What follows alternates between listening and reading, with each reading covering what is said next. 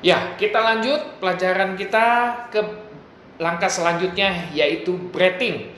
Ya, nah apa yang Anda harus kerjakan di langkah ini? Yang pasti setelah Anda tadi lakukan langkah awal, ya, kemudian Anda mengevaluasi, ya, apabila bayinya tidak bernafas atau nafas yang megap-megap atau heart rate-nya di bawah 100, maka langkah selanjutnya adalah breathing. Breathing dengan apa? Memberikan ventilasi tekanan positif, atau bisa dengan memberikan CPAP, ya. Nanti kita tahu. Nah, bayi yang tidak bernafas, napas yang menggap-menggap, heart rate-nya di bawah 100, itu kita lakukan ventilasi tekanan positif. Ya, pertama yang harus kita lakukan, bagaimana kita melakukan VTV yang efektif. Ya, pertama kita harus pastikan sungkup yang akan kita gunakan ini sesuai. Ya, ukurannya sesuai. Kalau bayi cukup bulan dengan berat badannya di atas 2,5 kilo, kita milih yang ukuran sungkupnya yang L. Kalau yang di bawah 2,5 sampai 1,5 ukuran yang M. Sedangkan yang di bawah 1,5 kilo sampai 1 kilo itu ukurannya yang S. Kalau di bawah 1 kilo ukurannya yang extra small atau XS. Ya. Kemudian setelah Anda memilih sungkup yang benar, nah Anda harus belajar bagaimana cara pegang sungkup yang benar. Ya. Biasanya dengan huruf ini ya, C, ini E. C dan E. Kita pegang betul supaya betul melekat, ya, sungkupnya menutupi mulut dan hidung bayi. Bukan disangkutkan di dagu, bukan, tapi di atas, ya. Ini menutupi mulut dan hidung, ya, sesuai dengan ukuran sungkup, ya, disesuaikan dengan bayi yang akan kita tolong. Nah, kemudian setelah kita pegang sungkup dengan baik, melekat dengan baik, baru kita lakukan VTP. VTP dengan apa? Biasa yang Anda lakukan, kerjakan di rumah sakit dengan alat yang namanya tipis resusitator, yaitu neopaf. Ya, kita sudah setting terlebih dahulu. Biasanya, ya, untuk bayi yang cukup bulan kita bisa setting PIP-nya di 25 sampai dengan 30, PEEP-nya di 5, ya. 25/5 atau 30/5. Nah, kita pegang sungkup itu dengan baik, kemudian lalu kita mulai lakukan VTP. Ya, VTP dengan frekuensi 20 sampai 30 kali, ya, per 30 detik, ya, atau 40 sampai 60 kali per menit. Itu kecepatannya. Jadi kurang lebih demikian, pompa lepas lepas, pompa lepas lepas, pompa lepas lepas, pompa lepas lepas. Itu frekuensinya.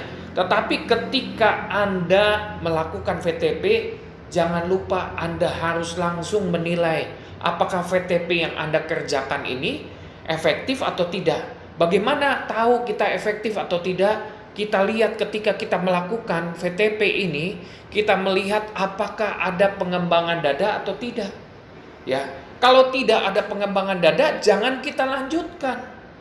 Berarti kita harus evaluasi apakah cara pegang sungkupnya yang tidak baik sehingga terjadi kebocoran, atau mungkin sungkupnya yang memang bocor yang sudah tidak baik, ya, atau posisinya, ya, lupa kita menggajah bahu sehingga jalan nafas tidak terbuka, atau mungkin ada sumbatan, ya, ada lendir yang perlu disaksin, kita saksin dulu.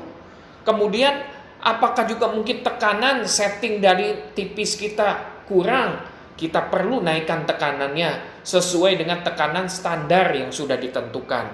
Yang pasti ketika kita melakukan VTP harus diperhatikan dadanya mengembang atau tidak.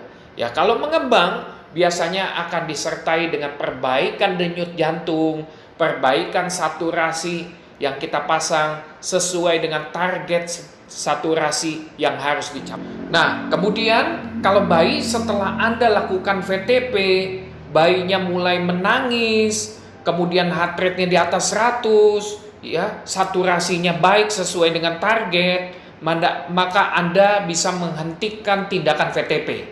Nah, kemudian Anda nilai, ya, nafasnya bagaimana? ternyata kalau nafasnya ini sesak ya, ada rintihan, kemudian ada retraksi, maka Anda lanjutkan dengan tindakan ya, masuk dalam rating juga yang tadi saya sebutkan di awal, yaitu dengan tindakan CPAP ya, continuous positive airway pressure ya. Pegangnya sama, cara pegang sungkup sama ya, kemudian Anda putar PEP-nya dari 5 dinaikkan ke 7 ya. Demikian Anda sambil evaluasi bagaimana usaha nafasnya, frekuensi nafasnya, saturasinya ya, atau Anda nilai dengan down score yang sudah Anda pelajari. Nah, kemudian ya selain itu, kalau di awal tadi ya, ketika kita penilaian awal, kemudian langkah awal, baiknya dia bernafas tetapi dia merintih, ada sesak, maka Anda langsung ke tindakan B, breathing ini dengan pemasangan CPAP, bukan ke VTP yang tadi ya. Jadi langsung ke CPAP. Jadi kita nilai ya, tindakan CPAP ini sangat membantu bayi-bayi sehingga tidak mengalami distress nafas. Nah, kemudian yang B juga kita lakukan ya, untuk bayi-bayi yang tidak ada sesak napas tetapi dia mengalami sianosis sentral ya, biasanya karena kelainan jantung. Kita bisa memberikan ya breathing ini dengan aliran oksigen yang bebas ya, baik lewat nasal maupun lewat sungkup ya, sesuai dengan kondisi bayi yang ada ya. Demikian ya untuk tindakan B ini, semoga bermanfaat.